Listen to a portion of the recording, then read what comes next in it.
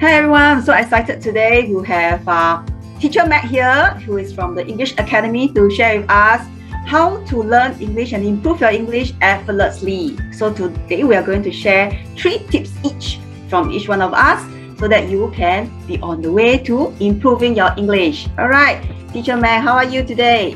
Hi, I'm very well. Thank you for having me today. It's a pleasure to be here to share this knowledge with everyone. And I'm excited to hear, your tips and share my tips as well for our students to learn English. So Jasline, what is the first tip that you have for our audience today?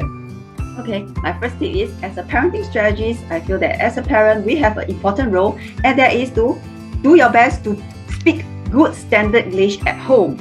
And this is important because our children will be with us all the time. And if you can add 1 or 2 good vocabulary a day, your children will be expanding their vocabulary like 365 words a year. That is my first tip. Maybe Matt Yokos can share with us another tip of yours? Yeah, absolutely. And going with your tip, mine's very similar. It's not just hearing standard English at home, but also the videos that we watch on YouTube, for instance.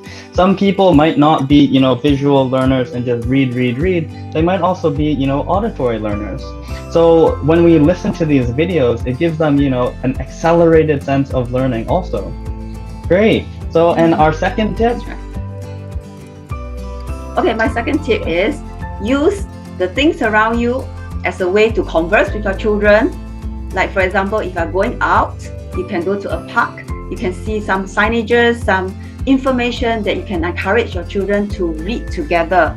And if your children are already a good reader, they can encourage them to read for you, because by them teaching you, and then they also learn more words in this way. So there's so many things around us, right, Mac? Yeah, absolutely. Yes. There are so many things around us, and one of the biggest things that is around us is our phones, social media, right? Yeah. Right, that's right. So another thing that our students can use is actually making sure they're using their devices as a tool, right? And when they are on Instagram or TikTok or YouTube, right? So for Instagram, they can follow certain pages that are helpful for their English, right? Maybe there's a word and they can go in and see the definition. Right, so this is really helpful for them to increase their vocabulary compared to reading a book, right? You only see the word, you might not know how it's used, right? Whereas certain Instagrams will give you the pronunciation of a word as well as the usage of the word. Great. So, and our last and final tip for today, guys, Jasline, what is your last tip for our parents to really, take away? Yeah, you have actually news every single day.